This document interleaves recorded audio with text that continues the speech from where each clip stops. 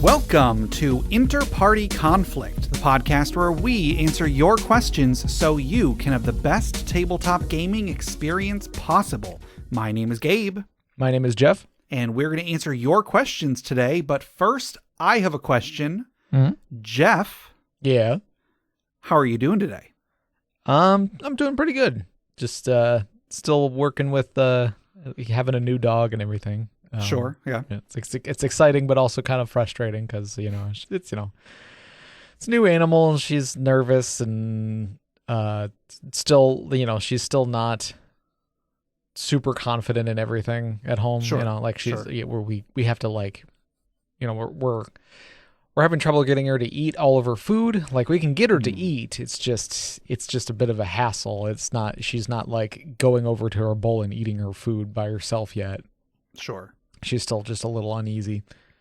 But, we can get her to eat. Like, she's not going to starve her or nothing. It's just give her like a slice of pizza. She'll be fine. Well, I mean, like, there are certain things she loves. Like, we cut up little bits of hot dog and use that for like training and stuff, and she loves that. But like her normal food, I think she just doesn't like hard food. Like, we might have to go like a much softer food for her. Sure. Which is kind of rough. And then like, because she's a Chihuahua, and like Chihuahuas have like dental issues, and part of that reason why is I think they don't like to chew things. I think because of their small mouths, they have a harder time chewing the harder stuff. So it's less like they're less likely to like work the plaque off of their teeth themselves. So I got to make sure to brush her teeth all the time. And sure, so like, I think I just got to find some sort of, wet food or soft food or something that she can eat that she'll, she won't mind eating. Sure. But I mean, all in all, good. She's very calm and quiet most of the time, and she's an affectionate sweetheart. So we're having a blast having a dog. Cool. It's just all the little extra things that come with it. So yeah, I'm sure in a few months you'll everything will be settled in, and it'll be great. Yeah, once I find the kind of food she likes and she gets used to it, and all the other stuff will kind of fall into place, and we'll just have to play it by ear from there. Yeah. So, but we're very happy. So cool. How you doing? I'm doing pretty good. My dog is a huge wimp. The other day was the 4th of July, and for several days before and several days after, he's been a big wimp. He's been hiding in the basement quite a bit. Oh no. That sort of stuff. Yeah, he's a giant wimp. Yeah. Yeah, we lucked out. We don't have too many people around here shooting off fireworks. Like, there's some you can hear it off in the distance, but nothing crazy nearby. So like, she would like perk her ears up, but that'd be about it. Sure. We have some neighbors that live 2 houses down, and they used to every year do like an awesome fireworks display. They would just light off a ton of fireworks, and we could just sit in our backyard and watch them. But this year and last year they didn't do any. So, I mean, I think like the prices of the stuff has gone up too. Like, oh sure. My parents, their place on the west side of the state, they like their neighbor like two houses down. Like, I was over there during the 4th of July, and they set off like crazy shows. Sure. It was like, I don't know. It was probably like up there with like, any like professional show you would go to like a fair to see. It was ridiculous. Yeah. But they were also saying that like, they didn't get as many as they normally do because it's just so much more expensive the last couple of years. Sure. So that's possible. And then like, more places are trying to like make it harder for people to throw those kind of shows. Yeah, I can understand that. Yeah. It's not exactly a safe thing to do. Right. It's not a safe thing to do, and it scares a ton of animals. And yeah. I mean, like, it's cool, it's fun, I get it, but it can be incredibly dangerous and destructive and disruptive. Sure. So, whatever. Yeah. All right. Well, you want to go ahead and get into this episode? Sure. Okay. So I want you to imagine that you have ventured out into the desert. Okay. Because supposedly there's some big thing of riches hidden out in the desert somewhere. Ooh. And so you're going along, and you're walking through, you go to walk, and you realize you are stuck.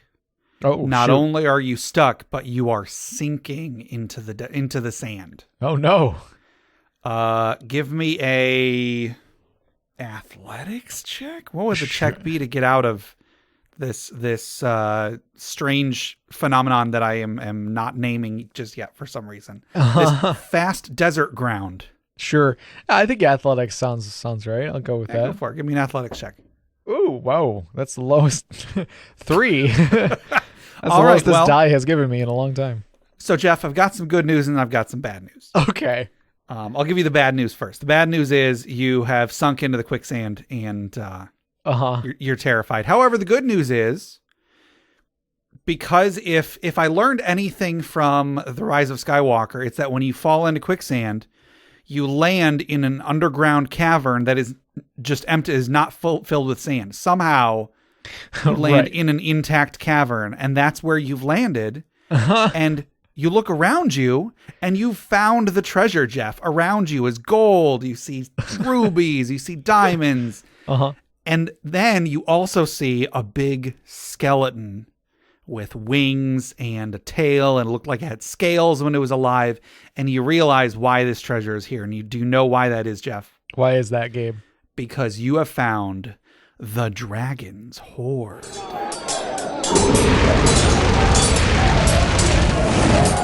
So today's magic item was submitted by Arcanist Winterbrand via email, and the item is the Mineral Water of Ord. So I think I mentioned last time that Arcanist Winterbrand submitted a few potions or a few like consumables that we were probably going to be covering over the next few episodes, and this is the next one. Cool. Collected from a blessed spring near Mount Ord on the elemental plane of Earth. This magical water, when what? I'm sorry. No, keep going. Okay. This magical water, when imbibed, your skin begins to shimmer like light passing through a crystal prism. It also grants a portion of the power and durability from the mountains found there. For the next hour, your AC is increased by 3, and your unarmed strikes now do 1d8 bludgeoning damage. Ooh. If you have a feature that already grants a greater die for unarmed strikes, add an additional d4 to each unarmed strike instead.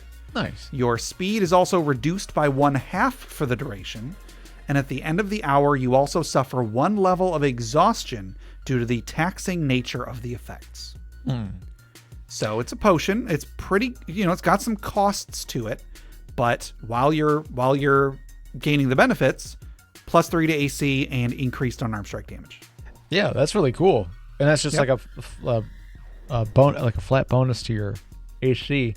Are there bonus types in 5th edition? Not really, because there aren't many things that add to your AC. Most things just give you an AC in place of your armor. So like natural armor, your scale mail or whatever, those sorts of things just give you a flat amount plus your dexterity modifier, and then that's it.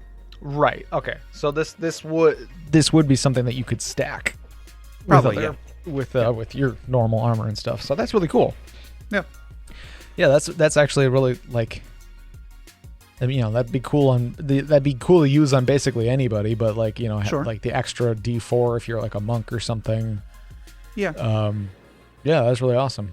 I'm wondering, so I guess there's one of 2 ways to do this. So one of the ways is if you use this potion and you're not a monk, if you're just like a fighter or whatever, maybe you would want to, instead of attacking with your sword or whatever, just punch enemies, because it might do roughly the same amount of damage or more depending on the weapon. I'm wondering though if there's any way to rationalize this item increasing the damage die or giving an additional d4 to any melee attacks and not just unarmed attacks. Okay.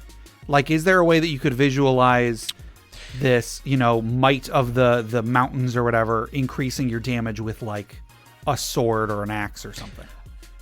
See, what came to my mind was like this sort of like crystal prism shimmering stuff, like, because I'm imagining you're basically being like imbued with, like, you're being turned into like a stone person kind of thing in my head.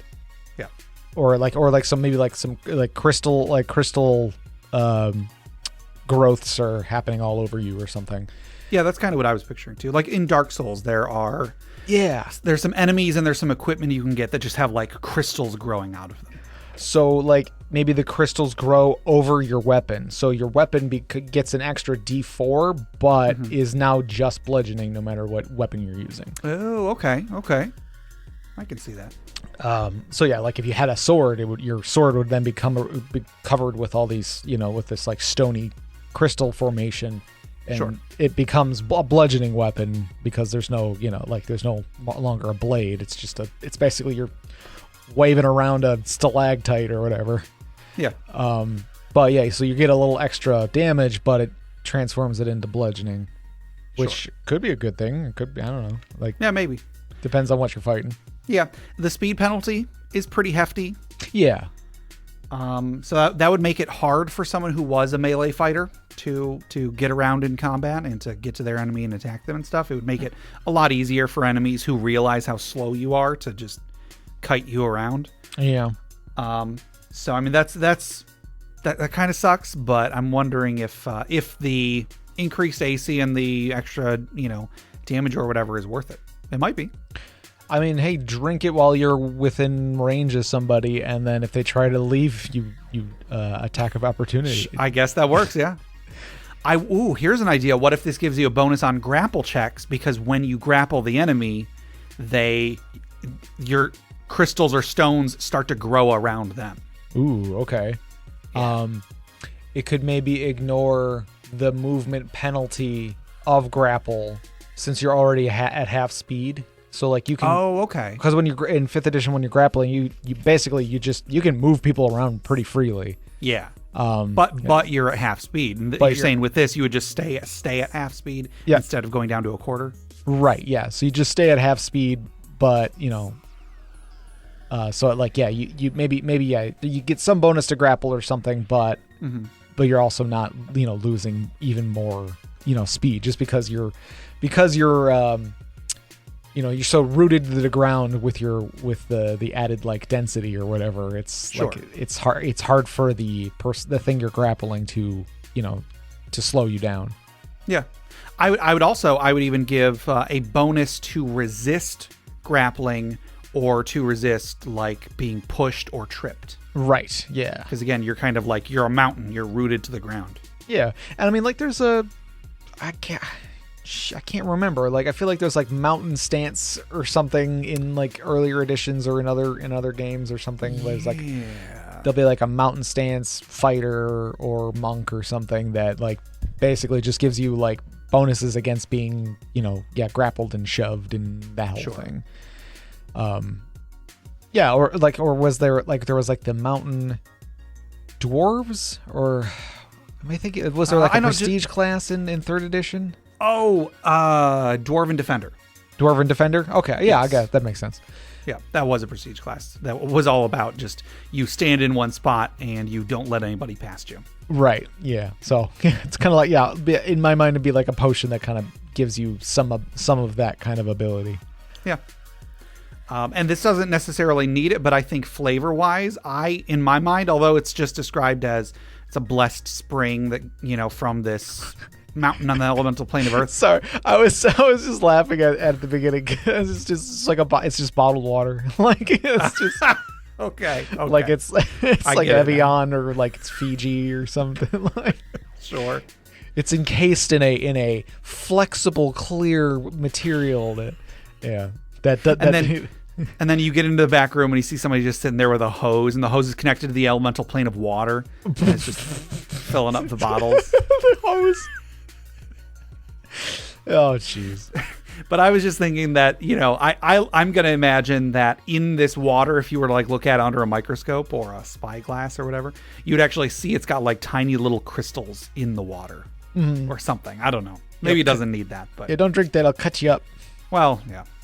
Or it's like there's a bunch of like tiny, like microscopic, like earth elementals like swimming around. Ooh, there you go. Like in on The Simpsons when in Itchy and Scratchy, Scratchy chops up Itchy a whole bunch of times and then chops up the pieces, then chops up pieces again until he's a fine dust, like a fine powder, but then he inhales, and then you see all of the dust, all of the little bits of him turn into tiny itchies inside him, and then start hacking away, and then he dies. Oh, God. Yeah, so that's where the level of exhaustion comes from, actually. You got the little earth elementals in there that are building stuff inside you. Right. I don't know. Yeah. Or like in Futurama where Fry eats the egg sandwich. Sure. And he's got the worms in him that are like building up his strength and stuff. But instead it's a bunch of little earth elementals that are like reinforcing your body. Sure. How many more pop culture references can we make? It's like you're drinking the T1000. All right. I think that'll do it for this item. I think that's enough for this one. So once again, that was the Mineral Water of Ord, submitted by Arcanist Winterbrand. Thank you very much, Arcanist Winterbrand. So Jeff, if anybody else wanted to be like Arcanist Winterbrand, they wanted to submit magic items for the Dragon's Horde, or stories for the Funeral Pyre or Retirement Village, or questions for our main segment, how would they get those to us? They can send us an email at interpartyconflict@gmail.com or join us on our Interparty Discord at bit.ly/interpartydiscord. That's correct. And before we go any further, we have a giveaway to give away today. As usual, we're giving away a copy of 3 supplements from Crit Academy, the Warmind, the Skybreaker, and the Werecat.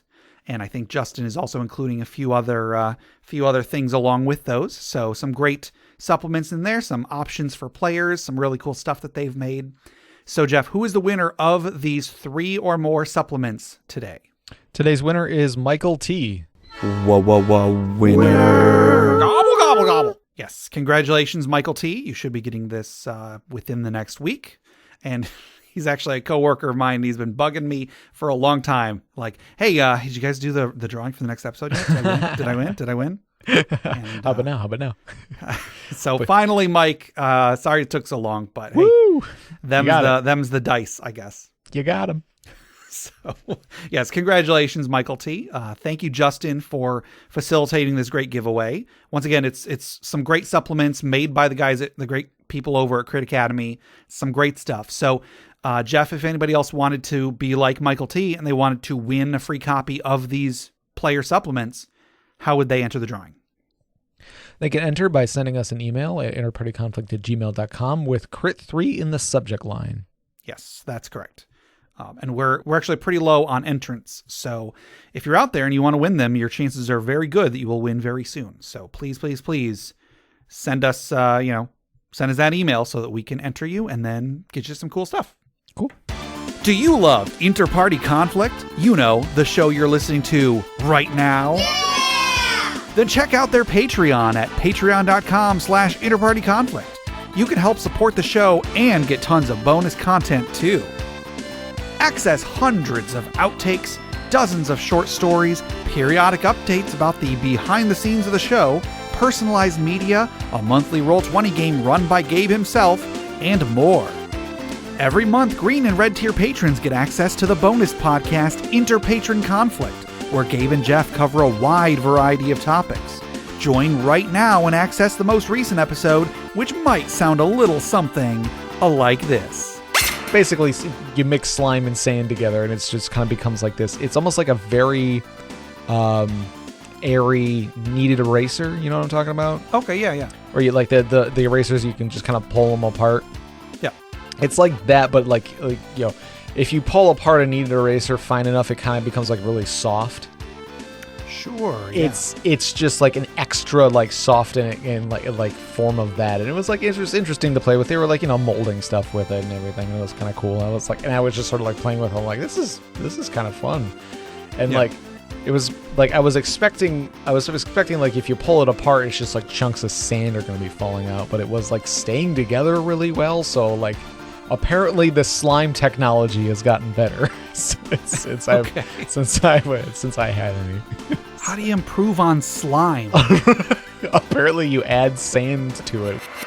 Once again, go to patreon.com/interpartyconflict to help out the show and access all that bonus content today. And then one more quick thing, check out the other podcasts on the Crit Nation Fellowship. Check out Crit Academy at critacademy.com. I believe when this episode goes out, their Kickstarter for Capes and Crooks should still be going on. I think it's still going on for a couple more weeks. So please check that out. They're like right at the middle. They haven't met their goal yet. So I think they're like halfway there or something like that. So please go check it out because it's a really cool supplement. There's some great stuff. And I really want to see that succeed. So go check that out. The link will be in the show notes, but you can just go to Kickstarter and type in Capes and Crooks. So check out Crit Academy. Also check out Brute Force and Ignorance. They're an actual play podcast. Check out D&D Character Lab, where Garen and Dan made characters and debated whose characters were better. And then check out The Kind GM, which is another advice podcast as well. So check all those out. Great stuff on this network. Enough all the admin. Let's get into some questions, Jeff. So I feel like these two questions go pretty well together. In fact, we might even want to cover them at the same time. It's up to you. Sure. Well, we can just kind of we'll transition to the other one pretty easily. All right, our first question comes from Jason E on Discord, and they ask, what are the spells that never really get used either by players or DMs? Why is that? And have you ever found new uses for them? Yeah, so I kind of just went through the player's handbook and I looked at the lists of spells. And there are a good handful of spells that I have never used myself. Right. And I've never seen anybody else use. There's a couple of them that I have that like I've seen them used, but they're for situations that I feel just don't ever come up. Right. So yeah, we can just talk about some of them if we want to. I think at least with mine, there will be like kind of a theme with why I think a lot of them don't get used. Sure. Okay. So, you want me just to just go down my list? I guess? Yeah. See if any, because I got a few tabs open for a list. Sure.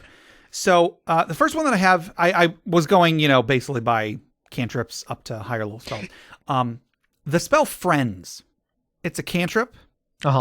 And it's basically like it's kind of like a really short-term charm person. Yeah. Let me actually see exactly what the duration is. I think it's just like a minute or a round or something. It's just advantage on charisma checks, actually. Yeah. It gives you an advantage on charisma checks for up to a minute.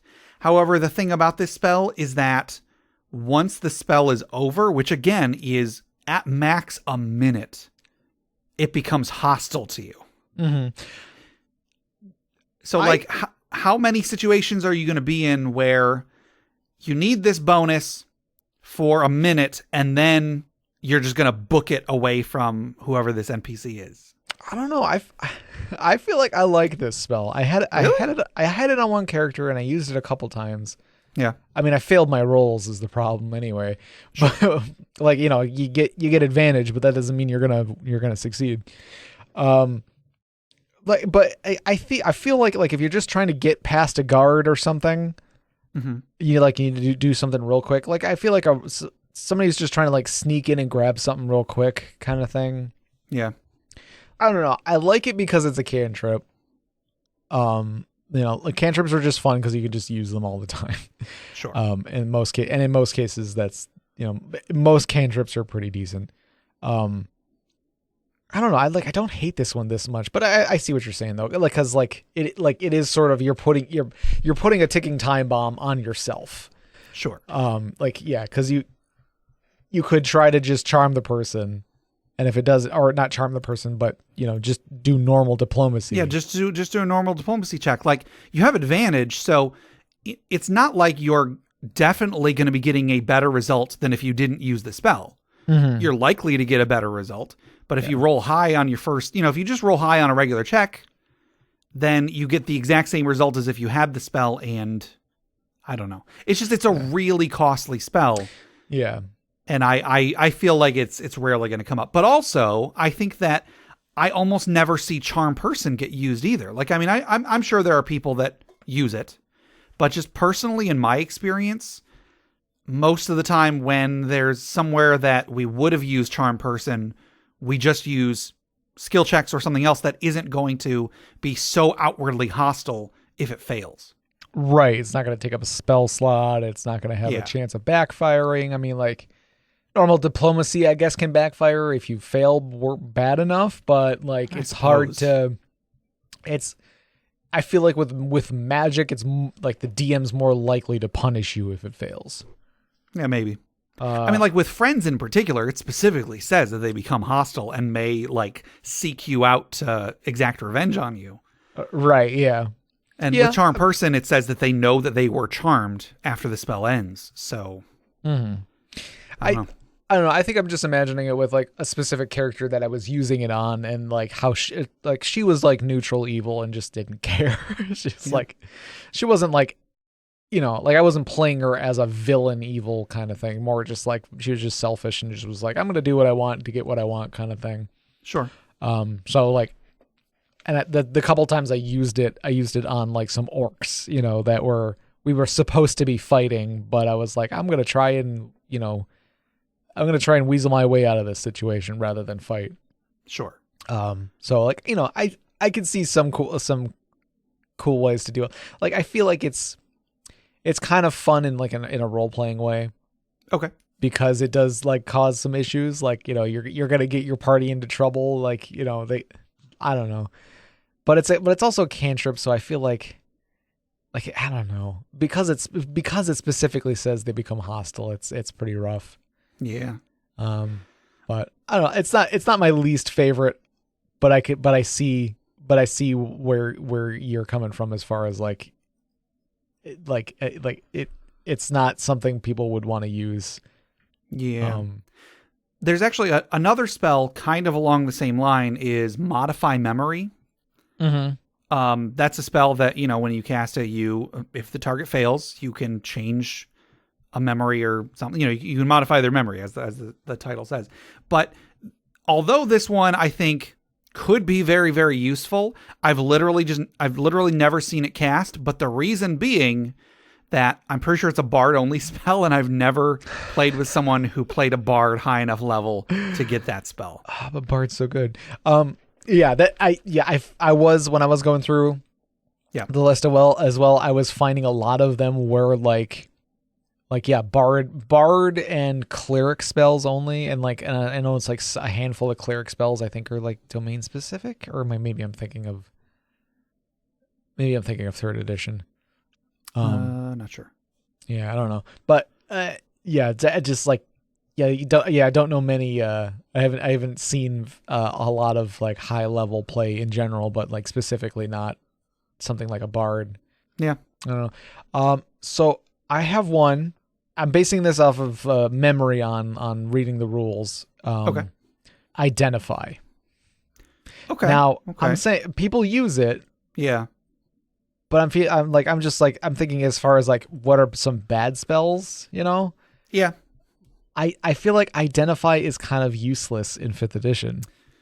Because you can like attune yourself to an item and that tells you what it does. You can you basically you can do an Identify for free in like an hour in a short rest. And like the best that Identify would do for you, it is allow you to do it in 1 minute or 10 minutes. But it would either way, it would still cost you 100 GP. Well, it doesn't use up the component. Oh, that's true. It used to. It definitely used to. It doesn't in 5th edition unless it says so.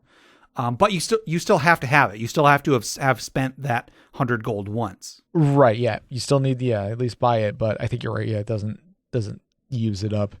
Yeah. But still, like it's like why take up a known spell or a spell slot when you can just on a short rest? Like, okay, we just fought a thing and got a magic item from it. All right, well I need to get this back and rest up this way anyway. All right, let me just attune to it while we're resting. Oh, I know what this is now. Like Identify, it just because of that one rule, the Identify spell I feel like it's almost pointless. Like I think, if it gave you more than just like the stats, like if it told you more about it, like if it kind of its history and stuff, if it kind of gave like more like a background or like more like lore specific stuff about the item as well, that'd be cool. Yeah, well, there's another spell for that, and it's 5th level. Right. So like, and that's another theme of some of the ones I've picked is like, it's like this is such a high level, for what it does. Why would you pick that over a different spell on that level, you know? Sure. But yeah, so I I know I'm pretty sure plenty of people maybe go for identify, but like I don't think it's as useful as it should be in 5th edition. I think that there is a fun to be had in having what an item does be a mystery. However, the game it's not really designed for that, and each edition has made it easier and easier to identify items. So that's kind of a lazy, I don't mean this in a bad way. I mean, I don't necessarily mean this in a bad way, but it's kind of a lazy conflict. Like, oh, what does the item do? You have to use it to find out what it does.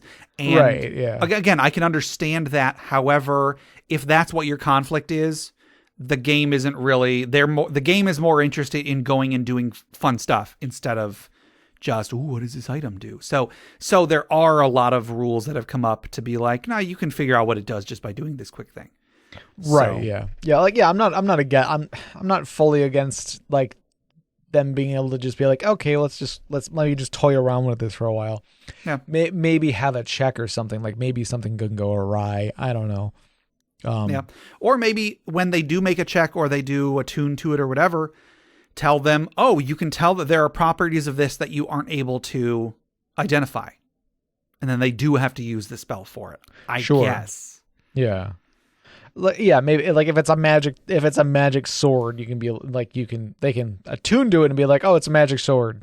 And just say like, it's like, it'll do something when you swing with it, you know, like you don't tell them exactly. I don't know. Yeah, no, I get what you're saying. Like there's not as much excitement in, ooh, what does it do as it used to be? Because like everybody kind of understands what enough people have played video games and RPGs to be like, it's a magic sword. Okay, it makes it so I hit better. Sure. Cool. Like, all right, can we go on? Yeah. Yeah. So there's a handful of spells that I feel like never get used by players because they are basically like defending an area spells. Okay, yeah. So, for example, Glyph of Warding is one of them. You know, you put a symbol somewhere, and then if anybody sees it, bad things happen to them. Right. Guards and Wards is another one. Wards. Well, see, Alarm I feel is quick enough, and it can be used when players, when they rest. I thought about putting Alarm on my list, but I decided not to. I've never used Alarm, but I feel like lots of people do. Guards and Wards is a much higher level version of that kind of a thing that is actually a very cool spell, and there's a lot of really cool things you can do with it. Yeah. However, unless you're the owner of the dungeon, it's not really going to benefit you. It's meant for people who are on the defensive. Right. Forbiddance is a similar spell. Like you ward an area against certain types of creatures being able to enter it. And like, again, that's cool. And I could definitely see players encountering that, but they're rarely going to be the ones defending a dungeon against intruders. So unless that comes up, and even when it does come up, I feel like most of the time players are more interested in blowing up the intruders rather than, this obscure like 7th level spell or whatever it is. Right. Okay. So the spell Spiritual Weapon is great. A lot of people use it. It's a great spell. I was looking up, there's a spell called Arcane Sword. Oh, is it like Mordenkainen's sword? Is that the generic version of it? Maybe that's it. Maybe that's what it is. Yeah. Let me look it up. If it is, it's basically Spiritual Weapon, but a much higher level. But it is 7th level, and it does 3d10 force damage. Yeah, that's Mordenkainen's sword, but the generic version. Yeah, so it's exactly the same, except for it does 3d10 force damage. Mm-hmm. However, if you did Spiritual Weapon in a 7th level slot, actually you'd want to do, because it's every 2 levels, so it'd be 2nd, 3rd, 4th, 5th, 6th. So you do 3 at a 6th level slot of Spiritual Weapon. You would do 3d8 plus your spellcasting modifier. Oh, that's better. Yeah, it's better.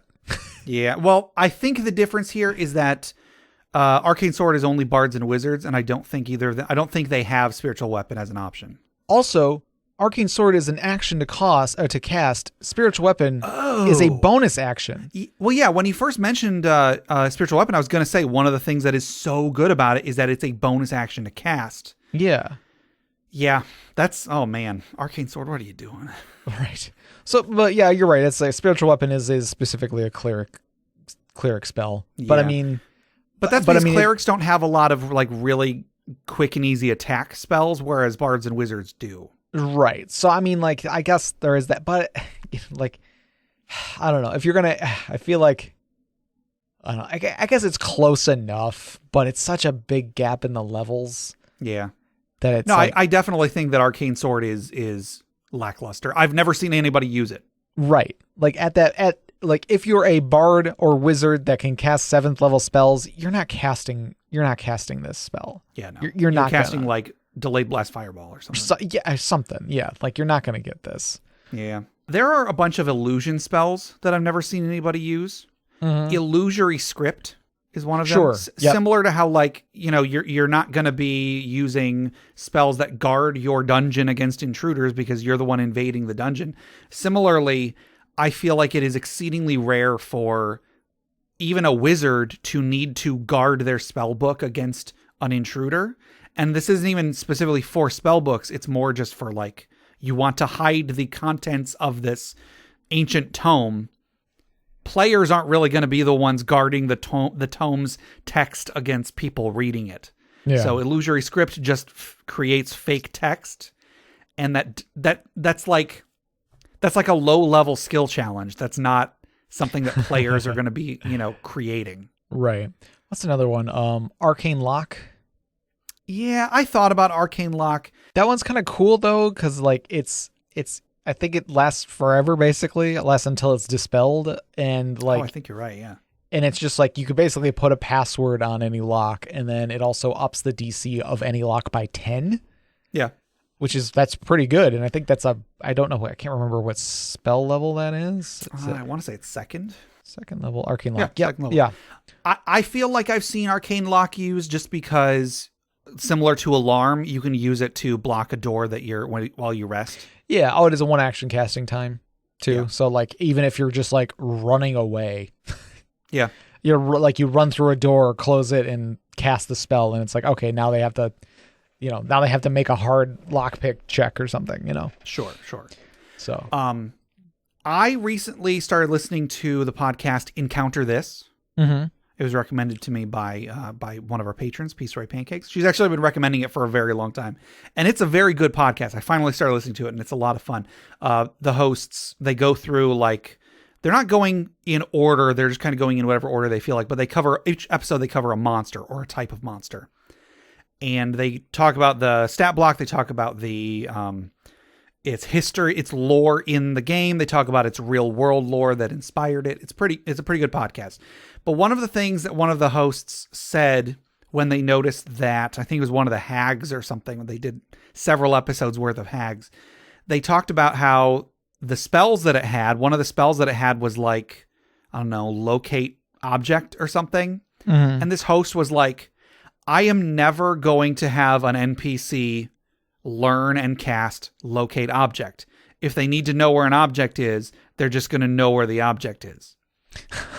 So similarly, there are 4 different spells, or I guess it's 3, and then one of them is for 2 things. So there's locate animals and plants, locate objects, and locate creature. For NPCs, I could definitely never understand why someone would give that spell to their NPC, similar to what this host was saying, this host of this podcast was saying. Like, if I need an NPC to know where an object is, or a creature or whatever, they're just going to know. There are, again, exceedingly rare situations where it would need to be they cast the spell right now in order to know where the thing is right now. Right. Maybe I could contrive a situation where that would happen, but I would never plan for that. Even though I feel like these spells theoretically should be useful for players, I've never seen a player take them or use them. Sure. The way I'd want to see it, like as a player, seeing it used by the DM, the way I'd want to see it, because like, yeah, you can just have it so like the enemy knows where a thing is. Sure. But like as a player, I might wonder, how did they know? How did they know to be here? Like, it's like, like the bad guy's always a step ahead of you, like trope. Yeah. It's like how how are they doing this? Like what could we have done to maybe prevent this or something? Or like, it's like, is there any stretch of, our skill that would have led us to get there first? Or is it just like a railroady storytelling thing where it's just like, oh, the bad guy's just always a step ahead of you. There's nothing you can do about it because I wrote it that way. Sure. I think the way I'd want to see it is maybe because it's hard to say, oh, they knew locate object. Oh, and that feels kind of cheap. Yeah. Like just them knowing the spell. But like maybe the players come across a mostly used wand of locate object in their possession. Okay. Or something like that. Just to be like, oh, this is how he was tracking us or whatever. Sure. So like a little bit of environmental storytelling. Exactly. Yeah. And then it's also now the players have this wand and can use it. Maybe they will use the spell and maybe. Let's not get ahead of ourselves. Right. Yeah. I'm not going to get too hopeful, but yeah. I just like, having something that explains, yeah, exactly. It's something that the players can find that explains why the bad guy was, got to the castle before they did, or, or like, yeah, got to the long lost temple that only they knew about, Sure. Like they found the long lost map that led them to the deep buried dungeon that no one's been in before, and there the bad guy is suddenly. Like, yeah. Yeah. Oh my goodness, the Uncharted series of video games is so awful for that. So just give all of them. Every guy, every mook with a gun in the Uncharted series, you just give them a wand of like locate creature or something. I don't know. Sure. Similar to illusory script, I forgot to mention. So like other spells that are illusion based spells that are more defensive or whatever than offensive. Magic Mouth is a spell I have literally never seen used. What that is you cast the spell, and then when a creature or whatever that you specify gets close to it, a mouth appears, either like just a disembodied mouth floating in the air, or you can cast on a statue, and then the statue will start to talk, and it'll give like a pre-programmed message that you left. I think that's a neat idea, but again, I've never seen it used ever. I feel like players especially aren't going to be like, ooh, let me cast a spell on this statue so that when a monster comes by, the statue will say something to them. I don't know. I don't ever see that. I don't ever see that situation coming up personally.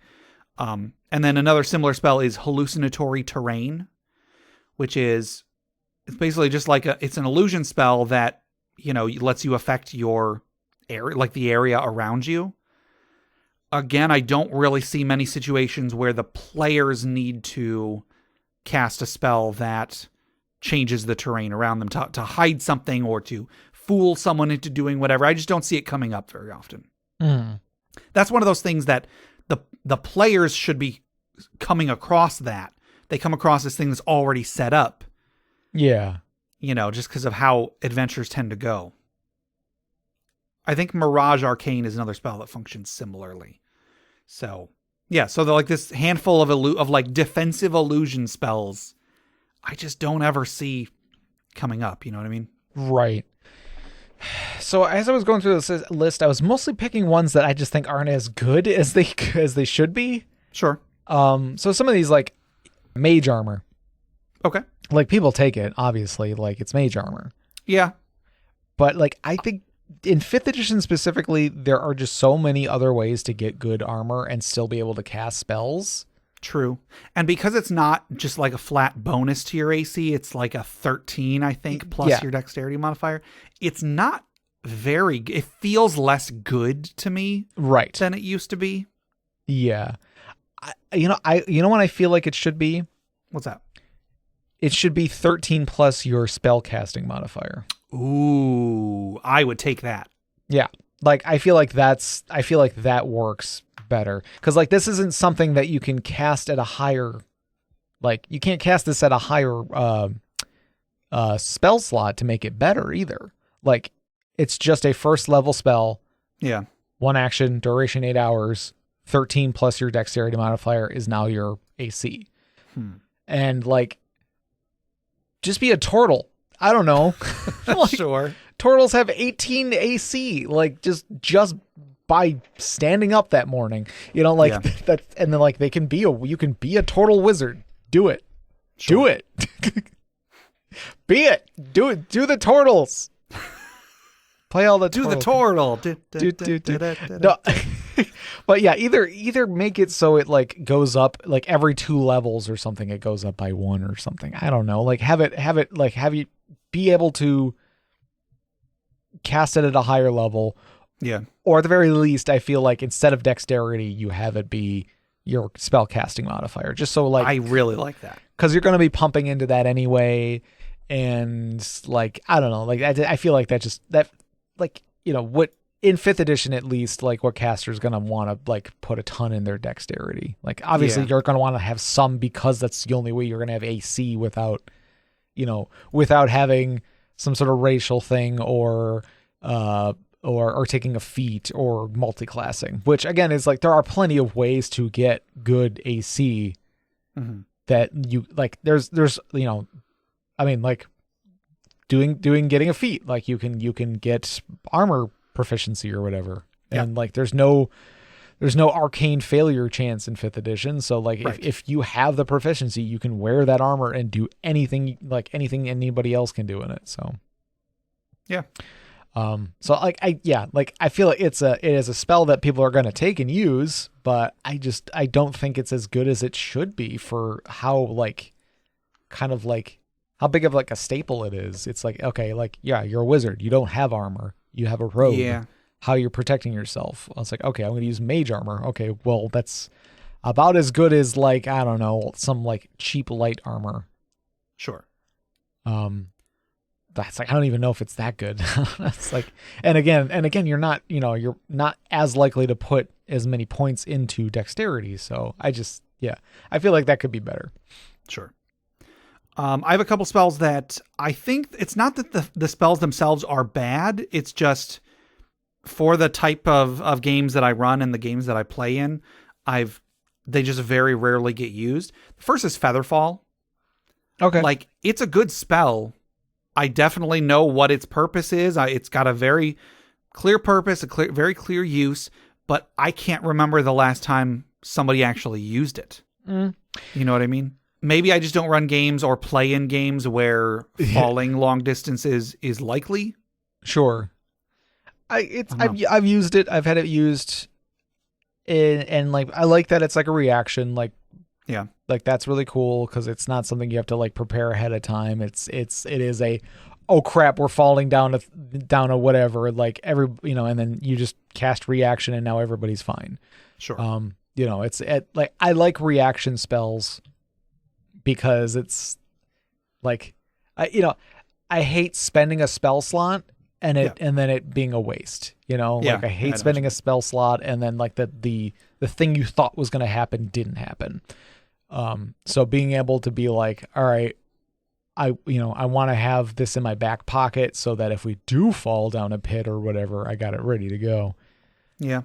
I've had it on my list a few times, but again, I've never used it. Yeah. That I can remember. Maybe I did and I'm just forgetting about it, but I don't know. Yeah. Another spell similarly is Longstrider. Longstrider? For the duration gives you a plus 10 feet to your speed, I think. I don't think I've ever been in a situation where that's been used. What is it Expeditious Retreat? Yeah, Expeditious Retreat is like the wizard version, I think, and it's better. Oh, it gives you the dash as a bonus action. Yeah. Okay, all right. Which is, like rogues basically get that, and then monks eventually get that, I think, too. Yeah. Some form of it. So yeah, that's good. Yeah, because you're adding an extra, 20, 30 feet. Mm-hmm. So yeah, that's better. Yeah, the plus 10. I guess it lasts longer. It lasts an hour, but still, I don't ever see anybody use it because in situations where you would need a increase to your speed, you can't give it to the whole party. So maybe for one combat, but a plus 10 feet for one combat doesn't really strike me as that appealing. Mm-hmm. I don't know. I'm sure there is a use for it. Just I've never seen it used. I've seen it used in a forum post of somebody trying to make the fastest movement speed in the game. Sure. Like trying to calculate like what is the fastest you can possibly go with just like with anything from like the core books and stuff. Yeah. And I think that added to it. I'm not 100% sure. I can't remember if there was. I'm sure it did. Yeah. There was something else. I think there's like turning into a horse, and then like there's like special horseshoes. Like there's like a magic item that are horseshoes that give your mount like that can give a horse like animal faster speed or something like that. So you can shapeshift into a horse, and you get expeditious retreat cast on you, and a bunch of ridiculous stuff like that to get like as fast as you possibly can go in one round. Yeah. Animal Messenger is another spell I've just never seen anybody use. Mm-hmm. Yeah. You know, I mean, if it's a lower level than sending, but I feel like anytime that somebody's needed to send a message over a long distance, they've just found some way to access sending. Yeah. Yeah. Find traps. So yeah, we our social media question that we're gonna that we got listener responses for. Somebody mentioned find traps, and the thing about find traps is that it really, to me, it seems like it's a holdover from older editions. It isn't very good in 5th edition. It was pretty darn good in 3rd edition because before there were restrictions on like you could only find traps over a certain DC if you were a rogue. Find traps, the spell, gave you a bonus and got rid of that limitation. And then in earlier editions, I think there wasn't a check involved. You could only find it if you were a rogue or if you were a thief. So right, yeah. I feel like the spell existed in earlier editions to overcome that very significant restriction. But in 5th edition, that's not really a thing. So it just makes a cleric better at finding traps, but they could have already it's not nearly as strong or as worthwhile as it used to be. Yeah, it's because it's a second level slot, and it's not even like where the trap is. It's just that that there's a trap nearby. Right. So like which I mean like you could pretty easily deduce like if you're standing in front of a door and you cast it, you're like, okay, the door is probably trapped.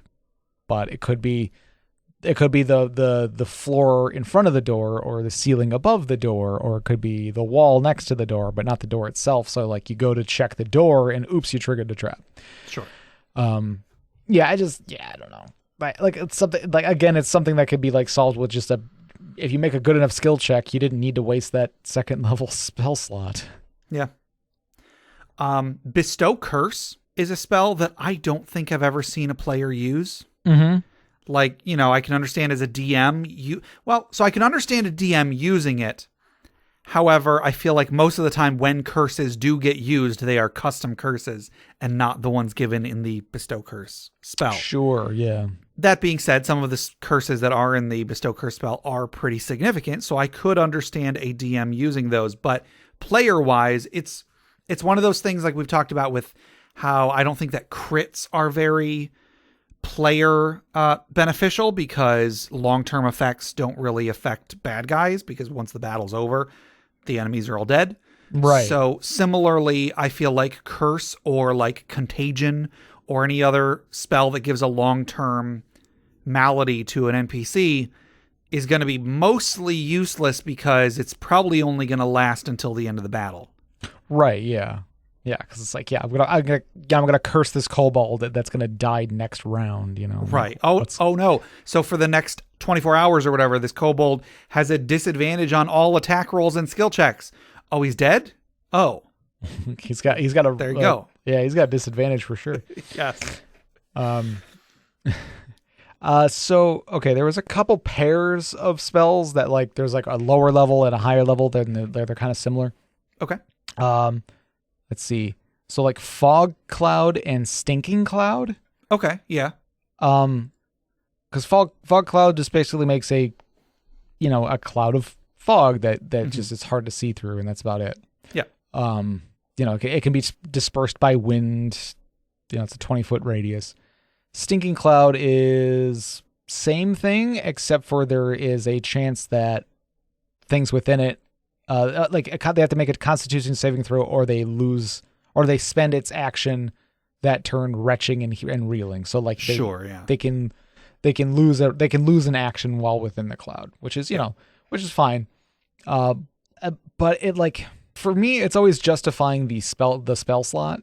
It's always justifying the spending a third level spell slot on what mostly is being done by a first level spell, because other than them failing that Constitution save, it's exactly the same and it's 2 levels higher. Yeah, it's just obscuring mist at that point. Yeah, so I mean, yes, there is a chance that the things within it can lose an action, but that's I don't think it's something somebody's going to take, because I think third level you're spending that spell slot on Fireball. Yeah, I don't think I've ever seen anybody take Stinking Cloud or Fog Cloud in an actual game. Right. I've used Stinking Cloud in a computer game because it was one of 4 second level spells or whatever level it is. It was one of 4 spells of that level that I could cast. So I've used it in Curse of the Azure Bonds. I've never used it in an actual game. Right. Yeah. I've put Fog Cloud on my list several times, for my character, but I don't think I've ever really used it. Yeah. The other pair is Grease and Sleet Storm. Okay. I've seen people use Grease a good amount of times. It can, force disadvantage and stuff on a combatant. Yeah. Sleet Storm, I don't think is good. Okay. Yeah. I don't think I've ever seen anybody use it. It puts out fires. Oh, cool. It's a third level spell that is basically grease that puts out fires and adds a heavily obscured effect. Okay. That's it. So you're saying because Grease, the lower level spell, exists, you don't think many people would take Sleet Storm. And again, I didn't realize they did the same thing, to be perfectly honest. Third level is Fireball level. Yeah. No one cares about anything else at third level. Well, but Jeff, you got a spell that creates fires. You need a spell that puts out fires. I guess you're right. Yeah. You need to counter it. But yeah, no, it doesn't do it is 20-foot tall cylinder, 40-foot radius, so maybe it's a bit bigger. Yeah. 10-foot square. Yeah, I mean Grease is a bit smaller, but heavily obscured, any exposed flames in the area are doused. The ground is covered with ice, making it difficult to terrain. When a creature enters for the first time on their turn or starts their turn there, they must make a dexterity saving throw. On a fail, they fall prone. It's concentration up to a minute. Grease doesn't require concentration. Sure. And it's a smaller area, but it is again a dexterity saving throw, and they fall prone. And it's difficult terrain. So it's practically the same thing. A couple little extras, but it does not justify a third level slot. Sure. Have you ever seen anybody use the spell Feign Death? No. Neither have I. I didn't even realize it was a spell until today. I was looking through the list. But it's on both, I think, the Bard list and the Cleric list. Okay. So it's there. It's like a 4th level spell, I think. Confusion is a spell that I've seen things that cause confusion used. I've never seen anybody actually use the confusion spell. I think this is, again, just like debuffs on enemies don't really come up very often. And when I'm the DM, if I am going to be running something, if I want the players to have a confusion effect, it's probably going to be from one of the many magic items or monster abilities or whatever that cause a confusion effect and not confusion the spell. Dream is another spell that I've never seen used because, again, that's more of that's what the bad guys are doing to the players while the players are asleep. If the players are able to know when the bad guys are asleep, they're just going to kill them. They're not going to cast Dream. Right. Geas or Gesh or however it's spelled, Geas, that spell. Right. I've never seen anybody ever use this spell. Gesh. Because it's a spell that you send someone on a quest, and if they don't do it, they take penalties and eventually possibly die. Right, yeah. So I've never needed to do that, and I've never seen a player need to do that. Mm-hmm. It's a weird spell. I understand why the spell would exist, especially from a historical standpoint, when maybe there would be players that, we talked about last week, players that just don't want to go on the adventure or whatever. I can understand being like, oh, okay, if you don't go on the adventure, your character's going to die. I can understand that. However, it's just, I feel like, what game are you playing in where that needs to happen? Yeah, you know what? I feel like if the player didn't want to do that in the first place, you telling them, "Oh, I'm gonna cast a spell on you that makes you have to do it," and you go like, "All right, fine, I guess," or you just go, "All right, I guess I'm gonna leave the party then. Like, I don't care. Bye." Yeah, like, I don't know. It's just a weird spell to exist. Yeah. So, with most of your list here, I am seeing how this is tied into our next question, which I should have brought up earlier. That's fine. It'll be a quick one. We're getting to the end of the episode, I think. So Sean M asks on Facebook, what are some great spells for NPCs to have? And a good number of these spells are perfectly fine on NPCs. They're great on NPCs, but like things like bestow curse, and like the illusionary stuff, and like this, and like all the glyph guarding stuff. Yeah. Like these are great for NPCs, for enemies, for monsters, for things that are within the dungeon. But the player, like there's a handful of spells that are just like, why would a player ever take this? Yeah. Like just, maybe they'd know it, but they wouldn't prepare it, Sure. Like maybe they'd want to have it just for story reasons. Like I can see characters that Steve has made, like definitely have this spell and use it on their like home base or something like that. But like, it's not something that he would have prepared on the adventure. Yeah. It would be something he'd have that maybe would be used in like a side quest or something that would come up later, or come up in a side quest or something like that. But yeah, like you're not gonna put you're not gonna set up like a ton of traps in a dungeon that doesn't belong to you. Sure. Yeah, I don't know. Other spells that go good for NPCs are ones that I can see players using, but are a bit more situational. Things like purify poison, or like purify food and drink or whatever. Yeah. Or like create food and drink, that kind of thing. These are like things that are like a friendly NPC could have. Sure. That like, the players come across they're trying to find a place to hide or something. Or no, there's like backgrounds in 5th edition that like are specifically like people are more likely to help you out and give you shelter or something like that. Like those kind of NPCs like that would be great to like give them something like a spell like that where they can be like, oh, and here's some food. I don't know. Just in general with NPCs and spells, I just think it's always better to have the NPC spells be things that are, buffs and healing, like just stuff that's going to make the players feel cooler rather than just have the enemy. Oh, the NPC shot a fireball. The NPC disintegrated the bad guy or whatever. Those can be cool. I'm not saying that there's no place for that, but just in general, I think that as a goal, you should have your NPCs be more in the background, maybe do some prep and then just hang back. I don't know. Just do prep and buffing rather than taking a big active part in the battle. Because the more the NPC is doing, the more the DM has to do, and the DM already has a lot of stuff on their plate. Right. Yeah. Definitely have them take more of a support role. So like a lot of out of combat stuff, the locate object and such, I could see that as like an NPC spell suite, Yeah. Did you have any more spells?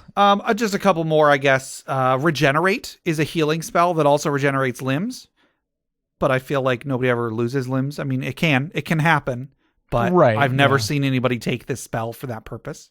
Sure. Anti-life shell. It's like anti-magic zone or whatever, but it forces living creatures out of it. Sure. So no living creatures can get within, what PC is casting that. But I guess I've seen NPCs cast it, but only when those NPCs are like a lich or something with like a bunch of undead or constructs that can move freely. Reverse gravity. Yeah. Cool idea for a spell. Never seen it used. Sure. Sequester. Sure. Which one is sequester? I saw that in the list, but I didn't look it up. Sequester is like you basically it is duration until dispelled. It is like you hide a thing. Okay. For a very long time. Like gotcha. Like the I think I was confusing that with imprisonment in my head. Sure. Yeah, that's another one. But something becomes invisible and can't be targeted by divination spells or perceived through scrying sensors created by divination spells. Sure. If it's a creature, it falls into a state of suspended animation. Time ceases to float for it, and it doesn't grow older. And then you set a condition in which it is like brought out of that state. Okay. Examples given are after 1,000 years or when the Tarrasque awakens. Okay. I mean, I like that. Yeah, I like. Never seen it used, but I like that. Yeah. Yeah. 5,000 GP. There you go. Okay, that's a limiting factor right there. And then I've just got one more. It's Big Daddy, and that is Wish. Okay. I've only ever seen it cast from like a Ring of Three Wishes. I've never seen anybody actually use it. I've seen people use Miracle, which was the 3rd edition cleric version. Right. But I don't think I've ever actually seen anybody cast Wish. I've only seen Wish or Miracle used to emulate a different spell. Sure. Which is like, that's usually one of the, like, that's the easy way to use those spells is like, rather than like wishing for something obscure that the DM can then do a monkey's paw to. Yeah. You could just be like, okay, I can cast up to 8th level spells, whatever spell I want. Boom. There. Yeah. I just want to cast this one spell. Yeah. I've actually, so the reason I think nobody takes Wish or nobody uses Wish is because of that monkey's paw thing. I think that most people are too afraid that something bad is going to happen to ever actually use it, which if that's the truth, I think that the Wish has failed. I think that if your fear of the monkey's paw causes you to never engage in the monkey's paw, then I think the monkey's paw has failed as a monkey's paw. I actually have an idea. Toss this out there as a way to change Wish. You can use Wish to do like, okay, so you can use Wish to emulate another spell, whatever. You can do that if you want to. But if you use Wish for anything beyond that, you can do it and it works. It does whatever you cast a spell for. However, you just can never cast Wish again after that. It will do literally anything once, and then you lose access to the spell. Right. I know that Wish has something sort of like that. Anytime you use Wish for something beyond whatever, there's a chance that it will, but then there's also the chance that it won't do what you wanted it to do because of the whole monkey's paw thing. I'm proposing there is no monkey's paw. Wish won't blow up in your face unless you do something horribly, horribly wrong. But so you can do literally anything campaign shattering if you want to, but you can do it one time and then never, ever again. Mm-hmm. I'm wondering, I haven't play tested this obviously, but I'm just curious how that would stack up if people would ever use that and, take that and use it, because I get it. A DM doesn't want somebody to get to 17th level and then just be like, oh, I want to be the ruler of the universe or whatever. But then what? Like what if they did? Right. And then what direction is the campaign going to go now? Now is that player, is that PC now a god and is not actually part of the party anymore? Okay, that player just wrote themselves out of the campaign. Yeah. The player the character just disappears and everybody goes, huh, all right, and then moves on. Yeah. So I feel like that would be, I still feel like a lot of the time it wouldn't get used, but I don't know. I feel like that would be preferable to, well, I'm just never going to use this spell because some DMs have it in their head that no matter what I do with it, it should blow up in my face. Sure. Yeah. I don't know. So just throwing that idea out there. We haven't really been saying too much about how to how to make the spells usable or whatever, or like how to make them so that more people will use them. But that's the idea I've been kicking around with Wish is no, let it do literally anything, but then it's gone. Yeah. And I would even say get rid of Rings of Three Wishes. Sure. Yeah, I mean, don't have it be a thing you can buy or right. whatever. Yeah, you can't just buy. Yeah, you just can't go down to the market.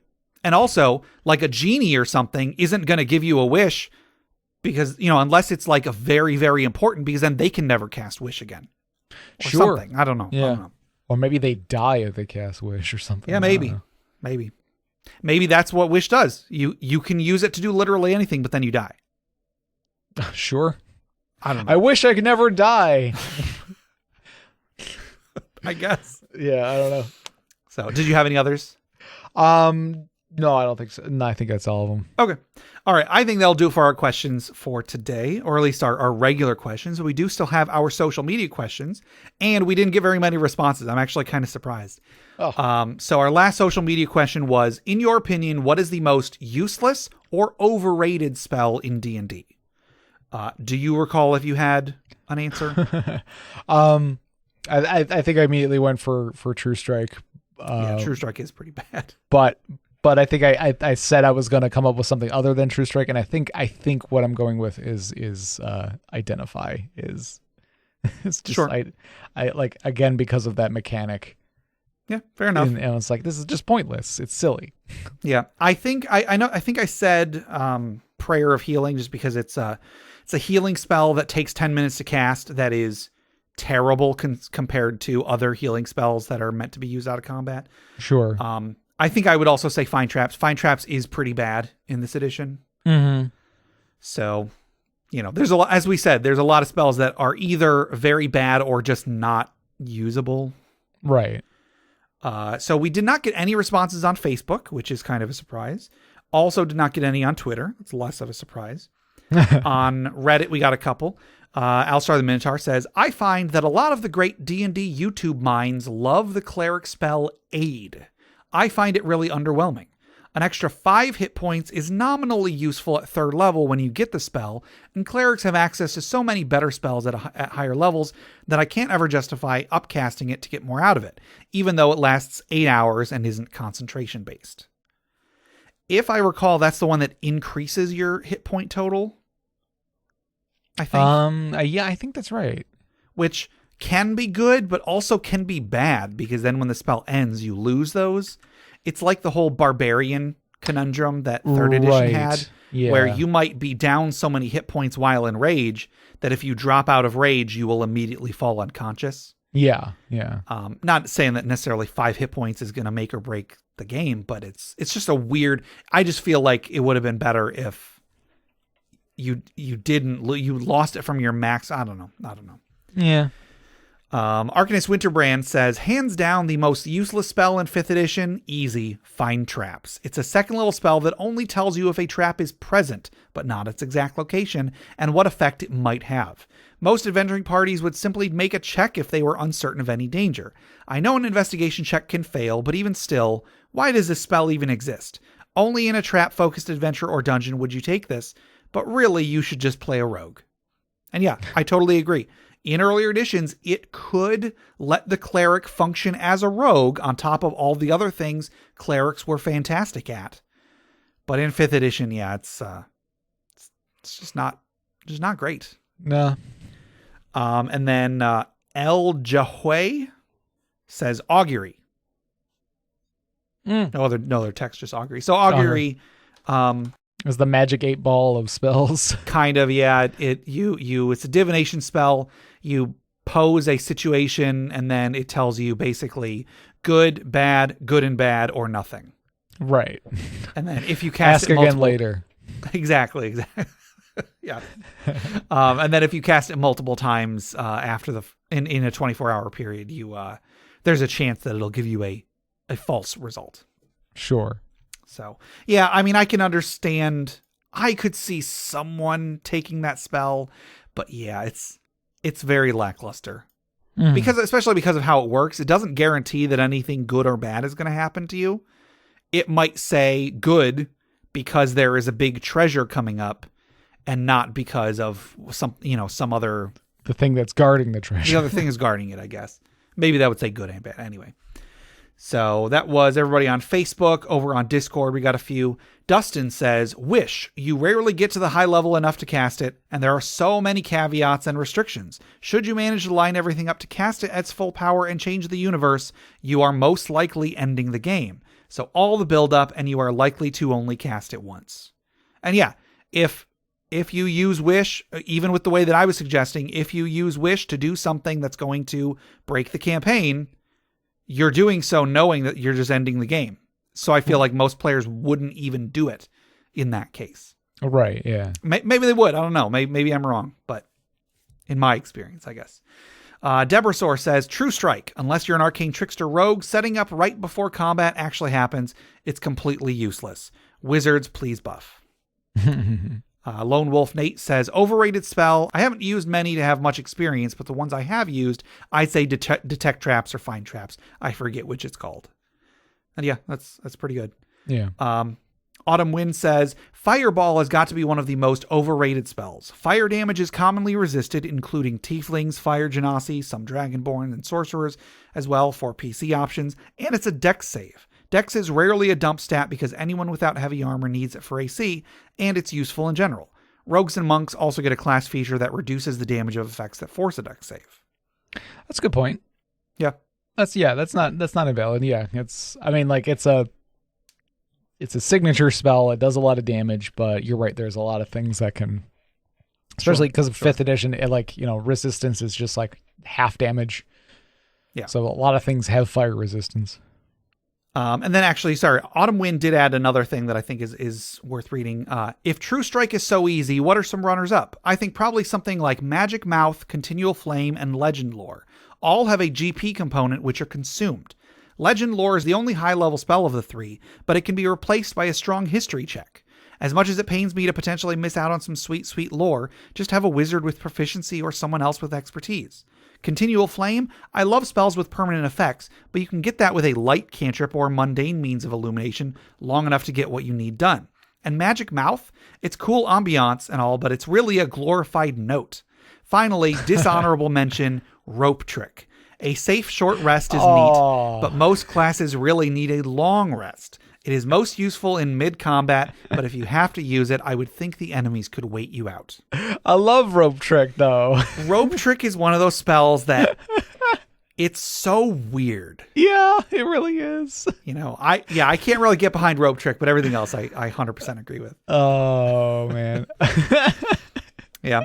Peaceroy Pancake says, I feel like True Strike has been put in as a prank. Like, I don't know why you would waste a spell slot on that. Definitely the most useless spell. Then she realized that she thought it was a first level spell. She said it's a cantrip. Well, it's not a waste of a spell slot, but I guess it's a waste of a known cantrip slot. There are so many good cantrips. True Strike is not among them. Right. And yeah, in my opinion, it's worse than wasting a spell slot. Right. True Strike in Pathfinder 2nd Edition is a first level spell, and it's actually good. Yeah, what does it do? Well, because the way that actions work in Pathfinder 2nd Edition is like you have 3 actions that you can spend, but like different things take different amounts of actions. So like normally a spell takes 2 actions to cast, but some spells only take 1.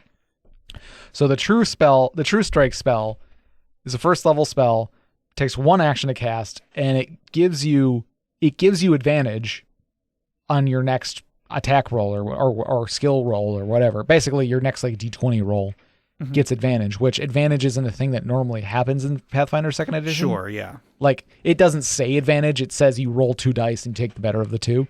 Right.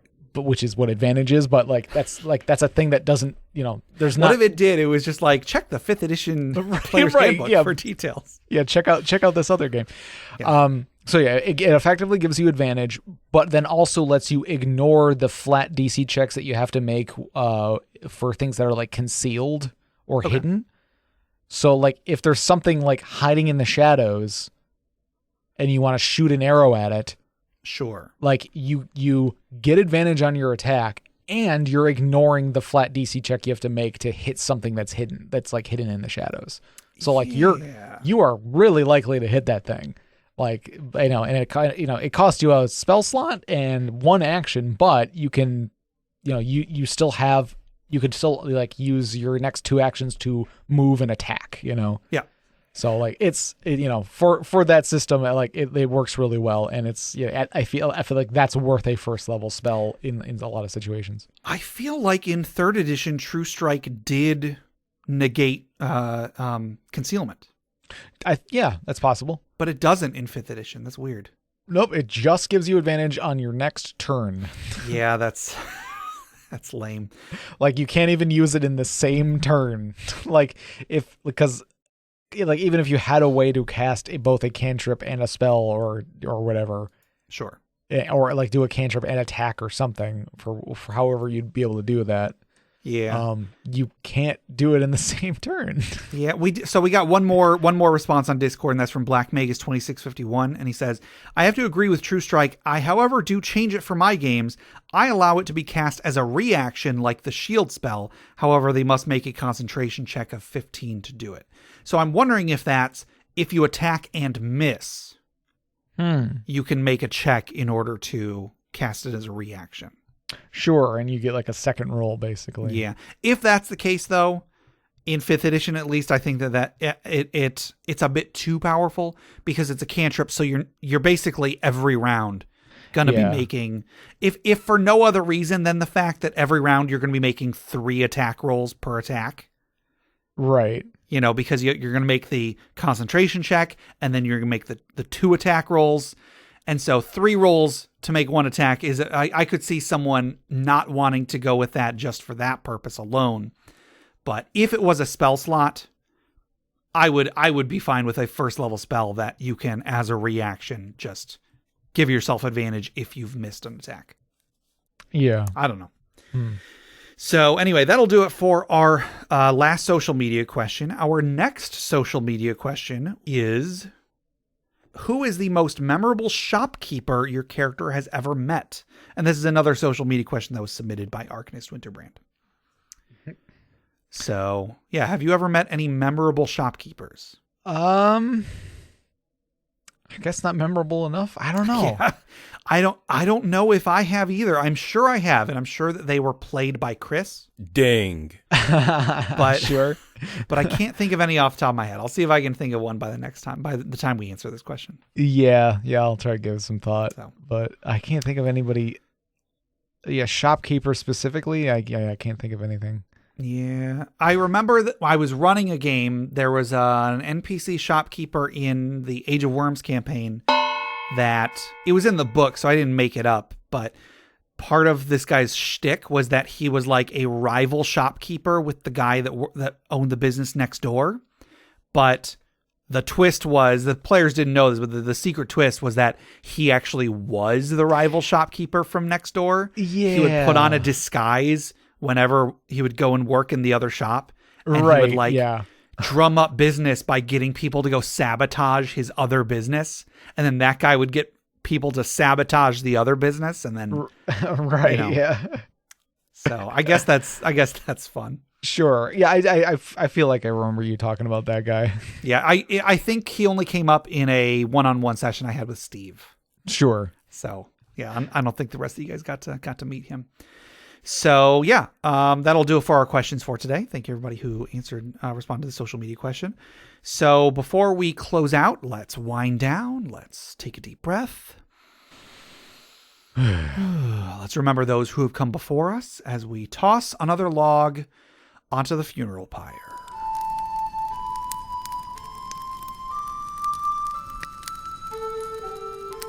Today's funeral pyre was submitted by Weird Eidolon via Reddit. And this is a short one. Gorgons have treasure in their bellies. I think we can extrapolate that now Gorgons have some adventurers in their bellies. Yeah, more treasure. Yep. I think so. Actually, here's the thing.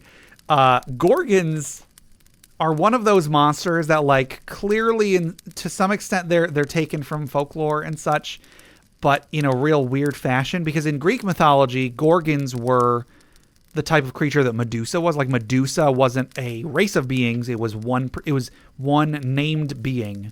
Yeah. And Medusa was a Gorgon. However, in D&D, they've made the race of beings Medusas, and then Gorgons are something completely different. Right. Although they both petrify.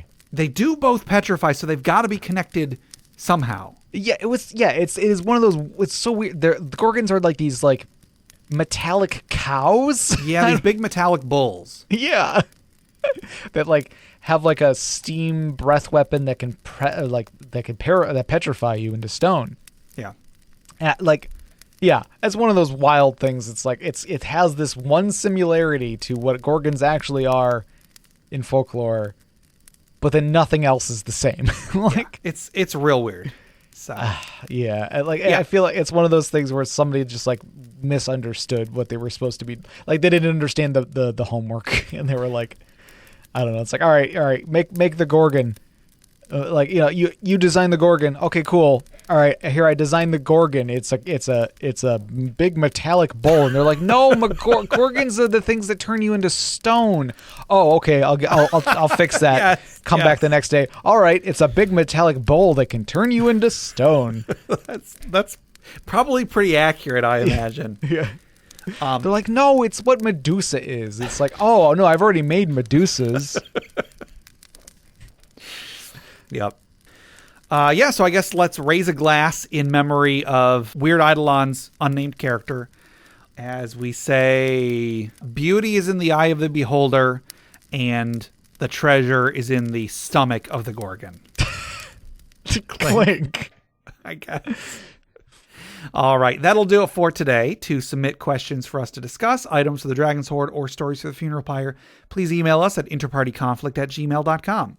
For show notes, links to media mentioned on the show, and running lists of questions and magic items, go to interpartyconflict.com.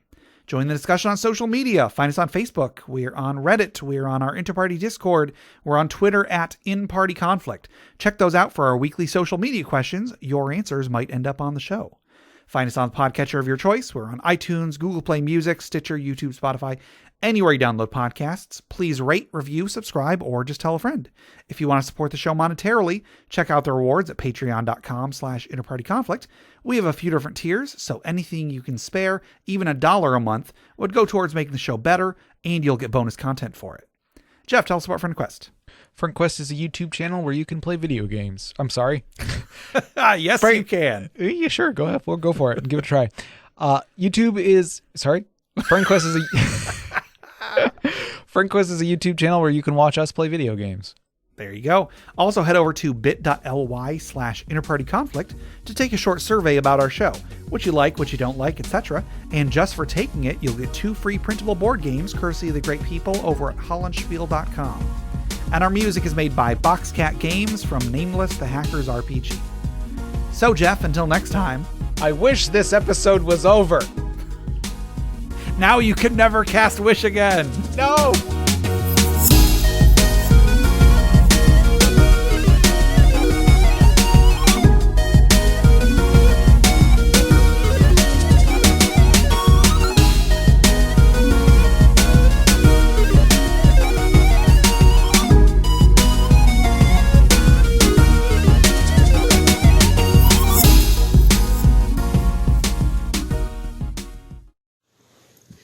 Dogs' butts. Spank, spank. Because Jeff has a dog, too.